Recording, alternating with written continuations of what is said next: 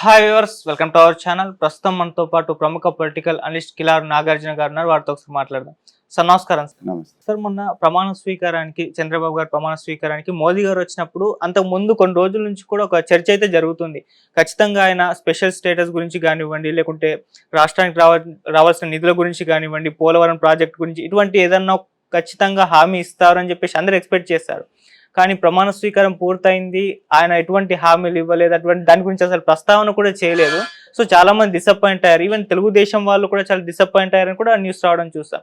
మరి ఎందుకు ఆయన ఎటువంటి హామీలు ఇవ్వలేదు? మరి దీని గురించి మీరేం చెప్తారు? జనరల్గా ప్రధానమంత్రి స్థాయి వ్యక్తి వస్తున్నాడు అన్నప్పుడు ఏదో అనౌన్స్ చేసేస్తారు. అందులో ఈసారి ఏంటంటే ఢిల్లీలో ఉన్నటువంటి బీజేపీ గవర్నమెంట్ కనుక, అంటే ఎన్డీఏ కూటమి 2 పార్టీల మీద ఆధారపడి ఉంది. ఒకటి నితీష్ కుమార్ పార్టీ, రెండవది టీడీపీ. వీళ్ళిద్దరే ఎక్కువ స్థానాలు వచ్చినటువంటి భాగస్వాములు కాబట్టి తెలుగుదేశం ఏది అడిగితే అది ఇచ్చేయాలి, లేకపోతే ఎప్పటి నుంచో పెండింగ్ ఉన్నటువంటి స్పెషల్ స్టేటస్ తెచ్చేసేయాలి అనేటువంటిది జనాలు అనుకుంటున్నారు. కానీ దేనికైనా ఒక పద్ధతి అంటూ ఉంటుంది. ఇప్పుడు ఇక్కడ కొత్త గవర్నమెంట్ వచ్చింది, అక్కడ కొత్త గవర్నమెంట్ వచ్చింది. మళ్ళీ వ్యవహారాలన్నింటినీ కూడా ఇక్కడ అవసరాలు ఏమున్నాయి, అక్కడ అవసరాలు ఏమున్నాయి, అక్కడ పరిస్థితులు ఏంటి అనేటువంటిది వాళ్ళు సమీక్షించుకోవాలి. అనొచ్చు అదే మోడీ గవర్నమెంట్ కదండి అనొచ్చు. కానీ ఇక్కడ ఉన్నటువంటిది తెలుగుదేశం పార్టీ మళ్ళీ కొత్తగా అధికారంలోకి వచ్చింది. తర్వాత చాలామంది మాట్లాడుతుంది ఏంటంటే స్పెషల్ స్టేటస్ అనేటువంటిది మళ్ళీ తీసుకురావాలి, అవసరమైతే ఢిల్లీ మెడల్ వంచైనా సరే తీసుకురావాలి అనేటువంటి వాదన మళ్ళీ తెర మీదకు తీసుకొస్తున్నారు.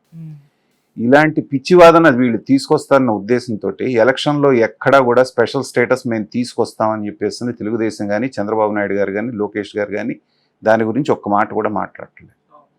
కారణం ఏంటంటే స్పెషల్ స్టేటస్ అనేటువంటిది ముగిసిన అధ్యాయం, మాకున్నటువంటి కొన్ని పరిమితులతోటి మేము అది చేయలేము, కాబట్టి స్పెషల్ ప్యాకేజ్ అనేటువంటిది మీరు తీసుకోండి అని వాళ్ళు ఇప్పుడు కాదు 7 ఏళ్ల క్రితమే క్లియర్గా చెప్పారు. దాన్ని తెలుగుదేశం వాళ్ళు ఏంటంటే రాజకీయ కారణాలతోటి జగన్మోహన్ రెడ్డి గారు అసలు అదే సంజీవిని కాబట్టి దాన్ని వదిలేసి మీరు ప్యాకేజ్ ఎందుకు తీసుకుంటున్నారు అనేటువంటి దాడి చేయటం మూలన, అది కూడా కాకుండా అప్పట్లో కొంచెం 2 రాష్ట్రాల్లో బీజేపీ ఓడిపోవటం మూలన చంద్రబాబు నాయుడు గారు కూడా ఏమనుకున్నారంటే ఈసారి వచ్చేది కాంగ్రెస్ గవర్నమెంట్ కాబట్టి అని కొంత ఆయన కూడా రాజకీయంగా చతురత ప్రదర్శించాలనుకున్నారు. అది ఫెయిల్ అయింది. మళ్ళీ బీజేపీని అంతకంటే బలంగా అధికారంలోకి వచ్చింది.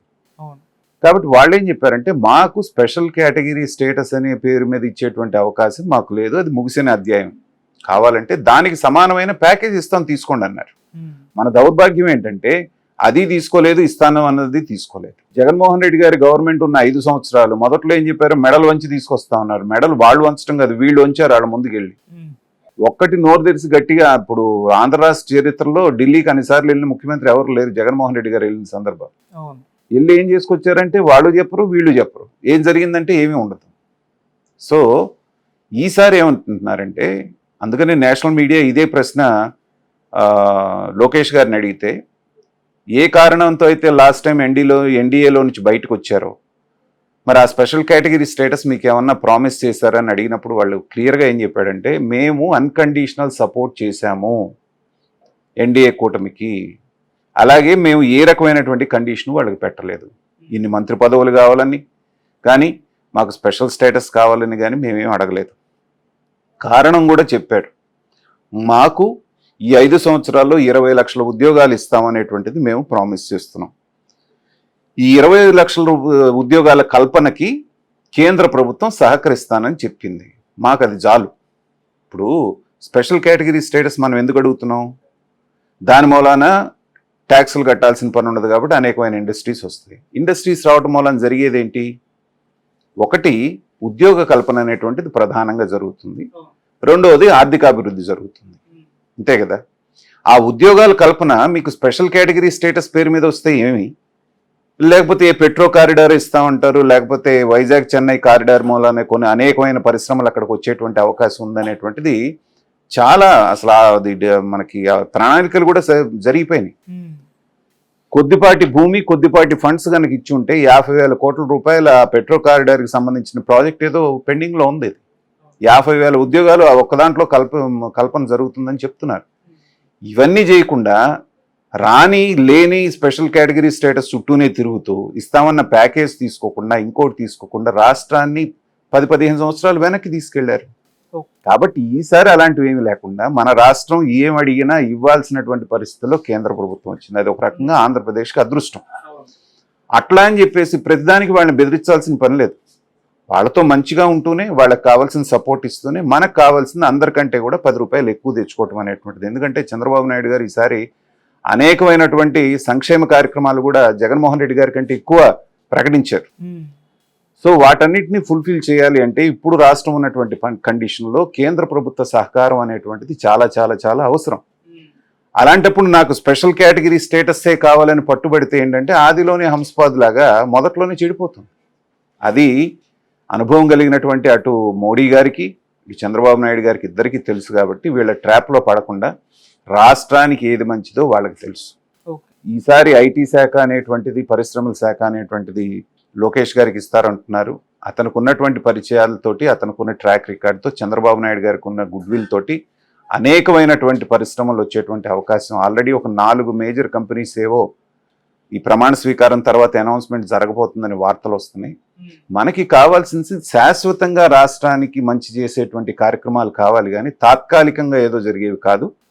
మనకి రావాల్సింది ప్రయోజనం. అది స్పెషల్ స్టేటస్ అనే పేరు మీద వస్తే ఏంటి, స్పెషల్ ప్యాకేజెస్ అనేటువంటి దాని మీద వస్తే ఏంటి, ఈ పరిశ్రమల రూపంలో వస్తే ఏంటి. మనకు కావాల్సింది ఆంధ్రప్రదేశ్ అభివృద్ధికి ఏది కావాలో అది తెచ్చుకోవడానికి చంద్రబాబు నాయుడు గారు ఆయన ప్రభుత్వం అనేటువంటిది సంసిద్ధం అవుతుంది. రాబోయే రోజుల్లో ఖచ్చితంగా ఆంధ్రప్రదేశ్ అనేటువంటిది ఒక వెలుగబోతోంది. మనకి 2 కళ్ళు లాంటి ఇటు అమరావతి రాజధాని అటు పోలవరం ప్రాజెక్ట్ అనేటువంటిది ఈ గవర్నమెంట్ హయాంలో గనక పూర్తయిపోతే ఆ తర్వాత ఏ గవర్నమెంట్ వచ్చినా కూడా ఆంధ్రప్రదేశ్ కానీ ఆంధ్రప్రదేశ్ భవిష్యత్తుకు కానీ ఏ రకమైనటువంటి ఢోకా లేదనేది మాత్రం నేను చెప్పగలను. కానీ సార్ ఇప్పుడు ప్రత్యేక హోదా ఉంది అంటే ఇప్పుడు ప్రజల దృష్టిలో చంద్రబాబు గారు డిమాండ్ చేసే ఒక సిచ్యువేషన్లో ఉన్నారు, తీసుకొస్తారు అన్న ఒక అభిప్రాయం అయితే ఉంది. ఇప్పుడు మీరు అనుకున్నట్టు ఆయన కూడా అలాగే ఆలోచిస్తే ప్రత్యేక హోదా మీద అంటే ఫోకస్ పెట్టకపోతే రేపటి రోజు ప్రజల్లో అదొక నెగిటివ్గా వెళ్ళే అవకాశం ఏమన్నా ఉంది అని అనుకుంటారా? దీనికనే నేను మొదట్లోనే దానికి సమాధానం చెప్పాను. అసలు ఈ ఎన్నికలలో స్పెషల్ కేటగిరీ స్టేటస్ అనేటువంటిది అంశమే కాలేదు. చంద్రబాబు నాయుడు గారు చెప్పలేదా మాట, జగన్ గారు చెప్పలేదు. చెప్పకపోయినా ప్రజలందరూ కూటమికి ఎందుకు ఓటేశారు? గతంలో చంద్రబాబు నాయుడు గారు తీసుకురాలేదని తెలుసు, మోడీ గారు ఇవ్వలేదని తెలుసు. అయినా కూడా పెద్ద ఎత్తున 164 సీట్లు కట్టబెట్టారంటే ప్రజల దృష్టిలో అది అంశం కాదు కదా, దాన్ని ఆమోదించినట్టే కదా. నిజంగా అదే అంశం అయితే అసలు దాని మీద సమాధానం చెప్పండి, తర్వాత ఓట్లేస్తాం అనాలి. కానీ దాన్ని పక్కన పెట్టేసి ఇంత భారీ మెజార్టీలతోటి 50,000, 70,000, 90,000 మెజార్టీలు ఇచ్చారంటే ఏంటంటే మాకు దానికంటే కూడా అభివృద్ధి ముఖ్యం, అనుభవజ్ఞుడైనటువంటి ముఖ్యమంత్రి ముఖ్యం, మాకు పోలవరం ముఖ్యం, అమరావతి ముఖ్యం, మా పిల్లలకు ఉద్యోగాలు ముఖ్యం, మా భర్తలకి ఉపాధి ముఖ్యం, మాకు రోడ్లు ముఖ్యం, మాకు ఇవన్నీ కావాలి. కాబట్టి అది ఉంటే ఏంటి లేకపోతే ఏంటి అనేటువంటిది ప్రజల భావనలోకి వచ్చారు. కానీ ఈ వచ్చే ప్రభుత్వాన్ని ఇరుకును పెట్టడానికి ఏ పాయింట్ లేదు కాబట్టి ఈ పాయింట్ ఒకటి దొరికింది కాబట్టి వీళ్ళు మాట్లాడాలి. కాబట్టి ప్రతిపక్షాలు అది ప్రజల అభిప్రాయం అని చెప్తారు. ఇప్పుడు వచ్చిన ప్రాబ్లం ఏంటంటే రాజకీయ నాయకులతోటి వీళ్ళు ఏం చెప్పాలనుకున్నా అది ప్రజాభిప్రాయం అంటారు. ప్రజాభిప్రాయం ఓట్ల రూపంలో ఎలక్షన్లో క్లియర్ కట్గా తేలిపోయింది. అసలు స్పెషల్ కేటగిరీ స్టేటస్ అనేటువంటిది ప్రజలు మర్చిపోయారు. Thank you so much.